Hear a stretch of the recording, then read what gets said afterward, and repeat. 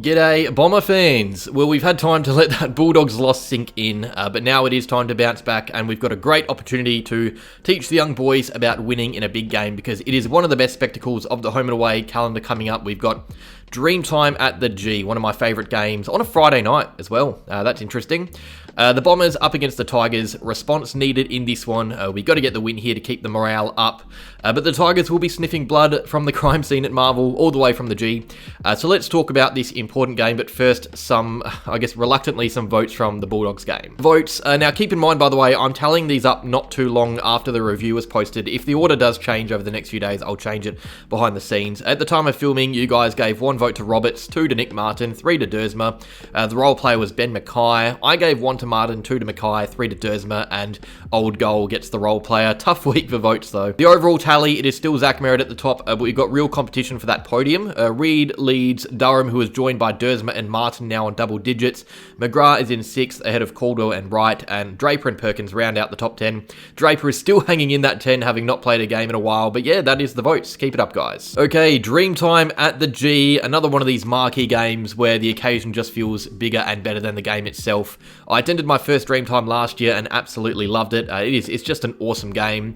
So get out to the game early for the pre-game spectacle and everything. It really is one of the better nights in the AFL. And luckily we're a part of it. I guess even more luckily, we aren't in the 2010s, because for that decade it was all Richmond. Every Dreamtime game was a win for the Tigers. They had that massive winning streak until recently. The last couple, it's been the Bombers. We've had the upper hand. We've won the last 2, and we will go into this one as favourites despite our recent loss to the Dogs. We currently sit 10th on the ladder before this match. 5 wins and 4 losses. The Tigers are fresh off a disappointing loss at the G to the Kangaroos. They have won 3 and lost 7, which, considering everything, 16th on the ladder, that's better than what we thought they'd be. But yeah, both teams are off poor losses. Both teams very young and inexperienced, and that makes this game fun. You've got kids playing in front of 80k at the G. It's going to be a fun night. But there is going to be pressure and eyes on these teams, especially the Bombers. Even bad teams on a Friday night, people are going to tune in, and that is what makes this a bit of a fun one. So yeah, I think there's going to be more here to enjoy and watch out for than our recent games. But I think everyone knows this could be a close game of footy. These teams have been playing close games lately because, this is kind of big game warrants it. So yeah, we've got 2 poorer sides in the comp going up against each other on a Friday night, which makes for a fun spectacle. So our opponent, the Richmond Tigers, we think we're young, but the Tigers this week is going to be an inexperienced side. Noah Bolter won't be playing due to the curfew punishment he has received. Tom Lynch is now out as well, so key pillars at both ends are gone, meaning we'll have 2 less stars to worry about. Those guys are super important to this Richmond team. The Tigers are already the lowest scoring team in the comp. They've scored 14 points more than us this year, but of course we've got a game in hand, so that's really bad. So unless we've got a really bad night for us on Friday, that'll stay the same. The Tigers have scored less than 100 goals for the season, and Tom Lynch has scored or assisted in 21 of them, so it's about a fifth of their goals out the window without him. And when you pair that with our defensive record against bottom teams, it does make it hard to see how the Tigers can kick a big score. I think their fans will agree that if they were to win on Friday, it would be off the back of a sturdy defence and a really low-scoring game of footy. With Lynch missing now, it means that there are only 2 Richmond players who have kicked more than 5 goals this season. That is Seth Campbell and Sam Lawler. So much like what it was with the Bulldogs on the weekend, the Tigers won't have 1 star man scoring their goals, but they'll be hoping to share the load, which so far this year hasn't really worked out for them. So let's say the Tigers manage a score of 60 or 70 or even 80. I doubt it goes higher than that, famous last words. The question then is, can the Tigers stop us from scoring? And that is a very good question. Our worst zone right now is our forward line. It is not functioning. Leaders aren't stepping up. Too much is being left on juniors to be hitting the scoreboard. Even when we win, we don't score big. Early in the year, when we had our first team forwards up there, we kicked 90 to 100 points, a few times. But the last few weeks, we have really struggled to consistently produce scores. We've shown quarters where we can, and that's promising for the future. It shows us what we could look like in 2 to 3 years, with more consistency in these young players. But it doesn't help us in games like this now.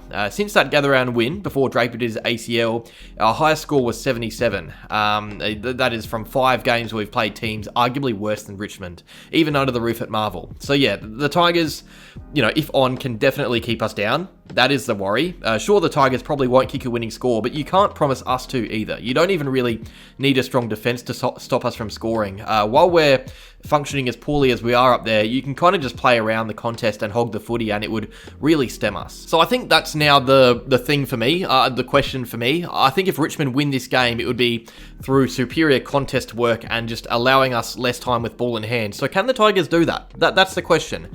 Form suggests probably not. Only 2 teams have a worse contested possession differential than the Tigers. On their day, Taranto and Hopper, even Lawler can be bulls around ground level and make it hard for opponents. But it's rarely a slaughtering when they do it. And I think to beat us as the underdogs, you really got to smash us around the contest to start with. I think that's why we're better playing bad teams, because even if we aren't at our best in the guts, which we rarely are against bad teams, we are still giving ourselves, the minimum amount of chances to get ball in hand, which for us is really big because we're a very good team at holding onto the footy. And that is partly how we defend right now. We restrict our opponents, with their time with ball in hand, which of course restricts the chances they get. And that is why winning seems a bit harder for the Tigers. They're one of the poorer disposal sides. Only West Coast have a worse disposal differential per game. For me, right, I think if we clearly have more of the pill and are at least breaking even in contested possession stats, it just makes it really hard for the Tigers to get on top. Because you really feel like with their lack of forward firepower, they wouldn't be thinking about, quality. They'd be thinking about quantity when talking about inside 50s. They would feel more confident getting the ball in their zone 50 to 60 times rather than 40, but getting it in there well, because they just don't have the talent up there right now to get the job done with less chances. I mean on the scoreboard, not in a game. Whereas if we had 40 to 50 inside 50s against a team like Richmond, you could still see us hitting the scoreboard a fair bit. And this is where it's important for our forwards to really just get the job done. This is probably the first time I've highlighted our forward zone as the most important in a game, but I think this game it is, and not just for the match itself, but for fans and I guess the vibe of the season. This is the last game before the mid-season draft. There are players we're going to be looking at to potentially give us a boost up there. And maybe it's leaders who should be worried. Kyle Langford, since returning, has looked a shadow of his 2024 and 2023 form. It is really worrying the way he's playing. Peter Wright has been okay, but isn't scoring. Then you've got the kids, Caddy, Kako, Day Wicks, throw in Hobbs and Perkins. Can we continue this season with that forward line? I think there will probably be a change or two to it anyway, but the same message for whoever comes in. If Gresham comes in, if Guelphy comes in, can we continue to play with the structure that we have? Because we just have to be scoring more than we are.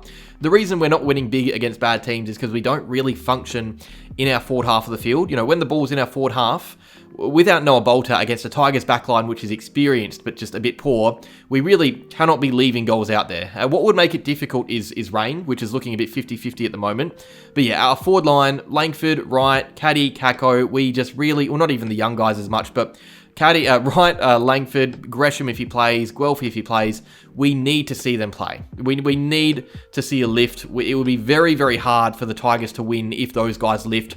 I'd say it's impossible to win if Langford, Wright and Gresham are playing great footy and hitting the scoreboard. And with that, of course, comes the synergy with our midfield and how we enter it too, because that's at an all-time low as well. And as for our forward line and the pressure we have in there, or the lack of it, because it's not great at the moment, I don't think it's important in this game to be really limiting the influence of their runners, because I can't think of too many that they have. They traded them away in the off-season, but I would like to see steps forward taken in that regard. I'd love to see a Richmond outfit on the back foot, having to withstand repeat inside 50s. That for me is why I would love someone like Guelphy in the side to help Kako with his forward pressure and take the pressure off Kako. Maybe Gresham's fit and he's back to that round 3 form against the Power, that manic tackling that we saw.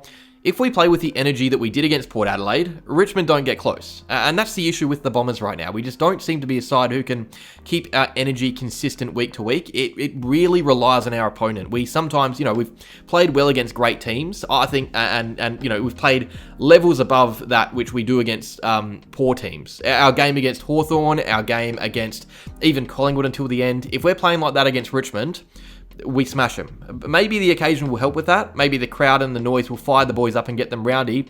But I don't know. We just don't seem to be able to beat up on bad teams. And if that's the case, if we do get to beat up on bad teams, the Tigers would be in trouble with the occasion, like rising to the occasion. Because I think this is very much a game where if we're at our worst or not playing good footy, the Tigers are in it, which is probably going to be the case. And if we're at our best, I don't see how the Tigers have a chance. And that isn't me dissing the Tigers.